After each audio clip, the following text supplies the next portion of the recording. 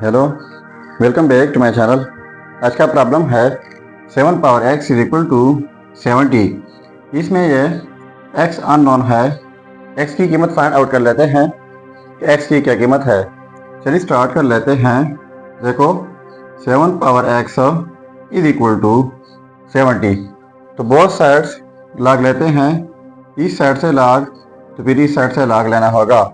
अब इनके लिए हमारे पास लोगरिथम का एक रूल है, वो यह है कि log a power x is equal to x log a। मतलब यह है कि जब एक्सपोनेंशियल फॉर्म हो उनके ऊपर लॉग अप्लाई कर ले तो ये पावर पहले आ जाता है साथ में लॉग के।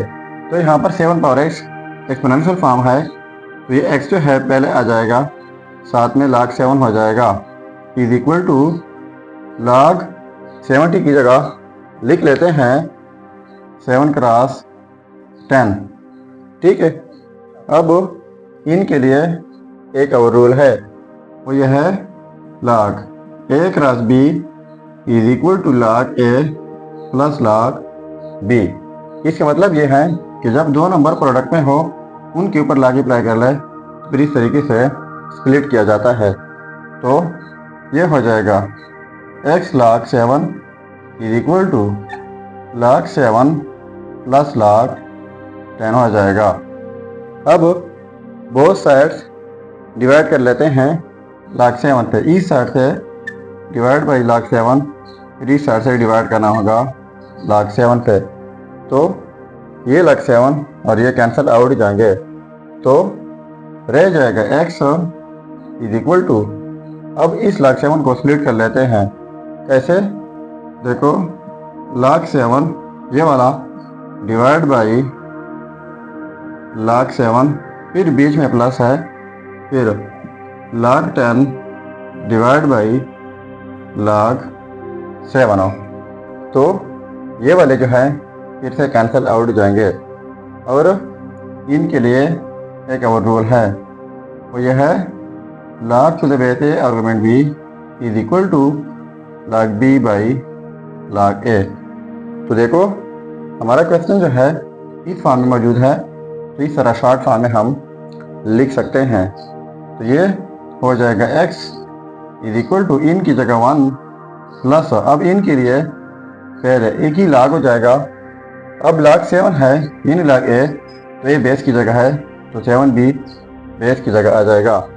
अब log 10 है इन log b, तो b आर्गुमेंट की जगह है तो 10 आर्गुमेंट की जगह आ जाएगा।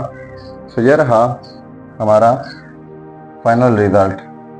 अब अगर इसी रिजल्ट को हम चेक करना चाहें कि वाकई ये रिजल्ट ठीक है या गलत है, तो यहाँ पर मेन प्रॉब्लम में x की जगह ये रिजल्ट पुट करके अगर ये 70 के इक्वल आता है तो ये रिजल्ट ठीक होगा। चलिए अब चेक कर लेते हैं। अब देखो यह रिजल्ट अब चेक कर लेते हैं। तो चेकिंग 7 पावर x, तो x की जगह 1 plus log to the base 7 argument 10 is equal to 70। तो इनको हमने स्प्लिट करना है और 70 के इक्वल लाना है। तो इनके लिए पहले हमारे पास एक रूल है, तो यह है x power a dot x power b is equal to x power a plus b। मतलब यह है कि जब सेम बेसिस हो, डिफरेंट पावर हो, बीच में प्रोडक्ट हो, तो इस सूरत में एक ही बेस लिखा जाता है और इनका पावर 8 किया जाता है। तो हमारा क्वेश्चन जो है इस फॉर्म में मौजूद है। इस तरीके से इनको स्प्लिट कर लेते हैं।